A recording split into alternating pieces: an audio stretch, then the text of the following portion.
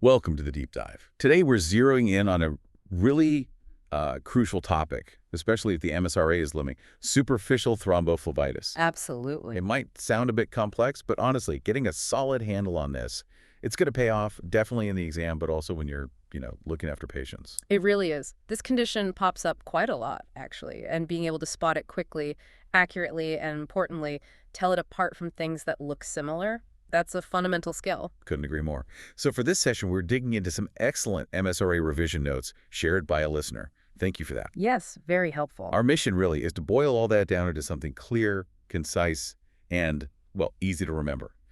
A streamlined guide to superficial thrombophlebitis. Okay. Sounds good. Let's do it. Right. So superficial thrombophlebitis. Yeah. What exactly are we talking about here? In simple terms. Okay, so in essence, it's inflammation of a vein, one that's close to the skin surface, and crucially, there's a blood clot involved within that vein. Okay. Inflammation and a clot near the skin. Exactly. We usually see it in the legs. It can cause discomfort, sure, but the really significant point, the one you really need to remember for the MSRA, is that it can signal an increased risk of deep vein thrombosis. DVT. Right, DVT. That's the serious one we worry about. So a surface clot, local symptoms, but potentially a warning sign for something deeper. The notes mention the long saphenous vein. That's the most common culprit, yes, in the leg. And it's usually not an infection, right? Though I see septic cases are mentioned as rare. That's correct, mostly non-infective. But yeah, septic thrombophlebitis can happen, though it's uncommon. It might crop up spontaneously, or it could be linked to things like varicose veins. Okay, interesting. And this part is key. It might seem benign, but it can take a while to get better. And the notes say about 20% of cases might have an underlying DVT. Yes, around that figure. And there's more, about a 3 to 4% risk, if it's untreated, of that superficial clot actually extending into the deep veins. And that risk seems linked to how long the affected vein segment is. Also, importantly, location matters. Clots closer to the groin, near the saphenofemoral junction. Ah, where the superficial joins the deep system. Precisely. Those carry a significantly higher risk of having a DVT at the same time. That anatomical closeness is a really key factor to consider in your assessment. That potential link to DVT is, it's definitely something to keep front of mind. We don't want to scare patients unnecessarily, but... Exactly, but vigilance is crucial. Right. So what causes this? What actually sets this process off? The etiology. Well, often the exact trigger isn't clear, but we do know several associated factors. Things like direct trauma or injury to the vein. Makes sense. Long periods of just not moving much, immobility, intravenous drug use is another one, varicose veins, pregnancy, and also underlying blood clotting disorders. Okay, quite a list. Let's see if we can make that stick. The notes suggest a mnemonic. VIP-TVPB. Vein injury, prolonged inactivity, IVDU, trauma, varicose veins, pregnancy, blood disorders. Does that work, you think? I think that's pretty good. VIP-TVPB. It definitely helps bundle those key associations together for quick recall, useful for the exam. Great. So thinking bigger picture then, who's more likely to get this? What are the risk factors that should make us, suspicious? Well, a lot of the causes we just mentioned double up as risk factors, don't they? Yeah, seems like it. Varicose veins definitely look like a major one. Huge. Varicose veins, pregnancy, those blood clotting disorders we mentioned. Also, prolonged inactivity, sitting or standing for long stretches, recent surgery or any kind of trauma, and AV drug use, again. Okay. And we can break it down a bit further. Anything damaging the vessel wall, trauma, infection, inflammation raises the risk. Right. Then there's stasis, sluggish blood flow, and hypercoagulability when the blood itself is just more prone to clotting. Hypercoagulability. Right. Like inherited condition. Exactly, or acquired ones. The notes also list some other factors to keep in mind. Obesity, thrombophilia, which is that general increased clotting tendency, smoking, taking oral contraceptives, and even just having an IV infusion can sometimes trigger it. So putting it all together, if you see a patient, say, with varicose veins, and they've been on bed rest after an operation, this should absolutely be on your radar. Definitely. Recognizing that pattern, that constellation of risk factors, really sharpens your clinical assessment, helps narrow down the possibilities. Okay, so let's get down to the nitty-gritty. What's actually happening inside the body? The pathophysiology. Right. So basically, a blood clot forms in one of those superficial veins. Simple as that to start. Okay, a clot. That clot then triggers inflammation in the vein wall itself, And as the notes say, sometimes direct trauma or an injury is the spark that starts that clotting process off. And that inflammation and clot combo, Yeah, that's what causes the symptoms we see. exactly. That leads directly to the local signs. The pain, the redness, the swelling right over that affected vein. Got it. So clot leads to inflammation, leads to symptoms. Precisely. The body's reacting to that thrombus, that clot, being where it shouldn't be in the superficial vein. Now, this is crucial, isn't it? A red, swollen leg doesn't automatically mean superficial thrombophlebitis. What else could it be? The differential diagnosis. Yes, absolutely critical. Both for practice and exams, you have to rule out the serious stuff. Top of the list always is DVT, deep vein thrombosis. Symptoms can overlap. Right, DVT first. Then you've got cellulitis. That's a bacterial skin infection. Looks red and swollen too. Lymphangitis, inflammation of the lymph channels, also presents red, sometimes streaky. Okay.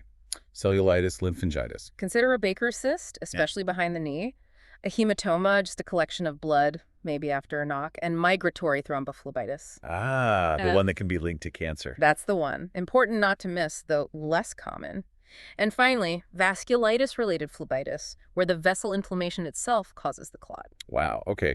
So it's easy to jump to conclusions with a red swollen leg, maybe think DVT straight away, but we need to run through these other possibilities too. Some need very different treatment. Exactly. A systematic approach is key. So how common is this condition? What's the epidemiology like? Well, the notes mention that specific UK prevalence data is a bit limited, but we know it's pretty common, especially, again, in people with varicose veins. Right. It affects all sorts of age groups, both men and women. The estimated incidence quoted is somewhere in the range of 3 to 11% of the general population. 3 to 11%. That's quite wide, but suggests it's definitely not rare. Not at all. And interestingly, it seems to pop up more often in warmer months, and also slightly more common in females. Warmer months. That's interesting. Any idea why?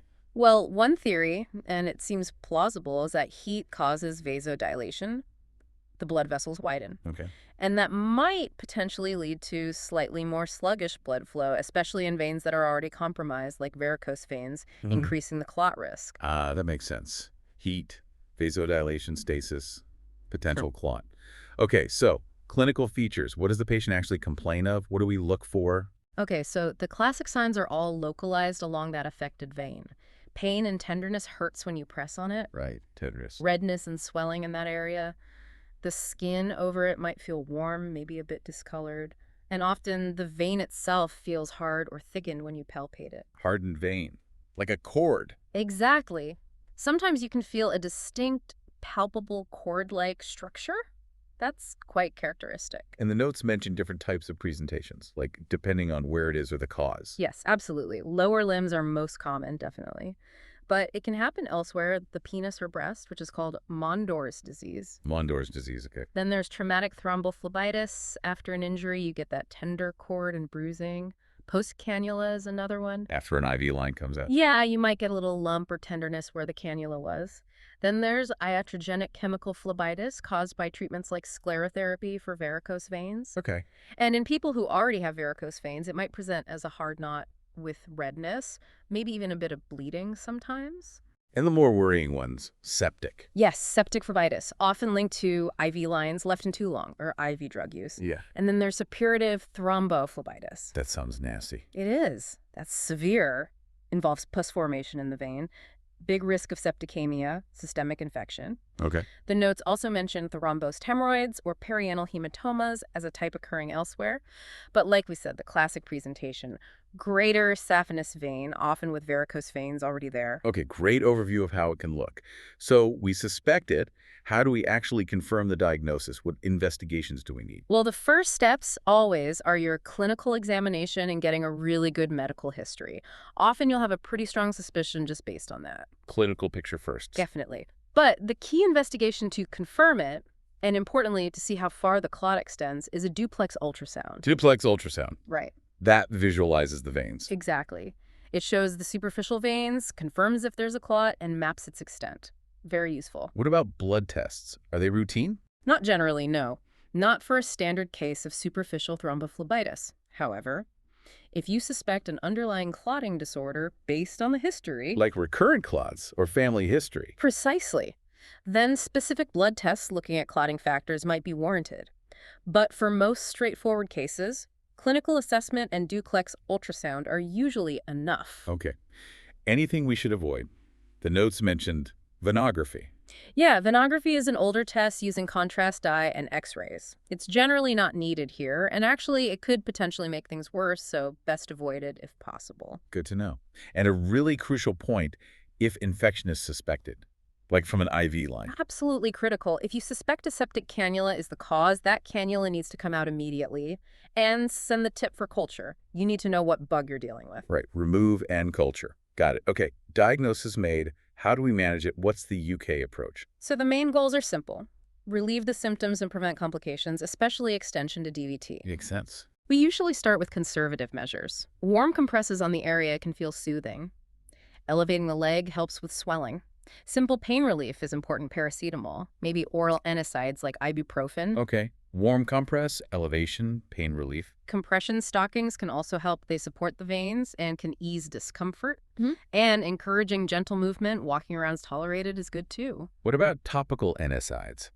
Gels and creams? Yes, they can be helpful for localized relief right on the spot. And oral NSAIDs, besides pain relief, might also help reduce the risk of the clot extending further. Okay. And a quick practical point on compression stockings. Always check the ABPI first, right? The ankle brachial pressure index? Yes, absolutely vital. Make sure arterial circulation is okay before you put compression on. Essential check. Good reminder. Now, beyond basic pain relief, are there other medications, anticoagulants? Yes. Low molecular weight heparin, LMWH, the injectable anticoagulant, is often considered. It helps reduce the risk of the clot getting bigger or spreading and lowers the DVT risk. LMWH. Yeah. And ultrasound can actually help guide this, especially if the signs are near the top of the long saphenous vein, near that junction with the deep system in the groin. Ah, that high-risk area again. So when should we definitely be thinking about anticoagulation like LMWH or maybe fondaparinux, which was also mentioned? Anticoagulation is generally recommended for those cases near the saphenofemoral junction because of that higher risk of extension into the deep veins. Right. Location is key for anticoagulation decisions. Definitely. And just to recap the general measures: elastic support, stockings or bandages, keeping the leg up, exercise, simple pain relief, topical or oral NSAIDs, paracetamol, LMWH and fondaparinux reduce extension and recurrence risk, with prophylactic fondaparinux often used for more extensive cases. And if there's infection? Then antibiotics are clearly needed, guided by cultures if possible. And one more thing for recurrent cases linked to really bad varicose veins, sometimes surgery to remove those veins is considered. Okay, that covers management well. So what's the outlook usually, the prognosis? Generally, it's good. It's typically self-limiting, meaning it gets better on its own, usually within a few weeks. That's reassuring. It is. But complications can happen, as we've discussed, if the clot extends or if those underlying risk factors aren't addressed. Recurrence risk really depends on those underlying issues. And the risk of PE, pulmonary embolism. Thankfully, PE is rare if the clot stays superficial, but the risk definitely goes up if it extends into the deep veins. And the notes rightly point out the link with DVT isn't uncommon, especially if the patient has venous ulcers from chronic insufficiency. Okay. And if someone's already had a DVT or PE before, their risk is higher if they then get superficial thrombophlebitis. Right. Prior history matters. So mostly good prognosis, but potential complications are the main worry. Let's list those out clearly. What are the big ones? Okay, the most significant ones. Number 1, extension into deep veins causing a DVT. DVT. Number 2, pulmonary embolism if that clot breaks off and travels to the lungs. Then, recurrent thrombosis, it keeps coming back. It can also lead to varicose veins getting worse or even developing them. Chronic venous insufficiency is another long-term issue. Sin changes, ulcers. Yes, potentially, in severe or chronic situations. And then the rare but very serious one, suppurative phlebitis, infection, pus, potential for metastatic abscesses, septicemia, life-threatening. Okay, that's definitely one to be aware of. And even after it settles locally, patients might be left with hyperpigmentation, dark skin over the vein, or a persistent firm lump under the skin. So while most cases resolve fine, being aware of these potential problems is crucial for spotting them early and managing them. Yeah. Right, let's wrap this up. Key takeaways for MSRA prep and clinical practice. Okay, essentials. Know the definition, inflammation plus clot in a superficial vein, usually legs. Know the key risk factors, varicose veins, immobility, clotting disorders are big ones. Recognize the clinical picture, local pain, redness, warmth, maybe that palpable cord. Crucially, always think about the differentials, especially DVT. Understand the management basics, conservative first. Consider anticoagulation for high-risk proximal clots. And be aware of those potential complications, particularly extension and infection. Nail those, and you're in a good position.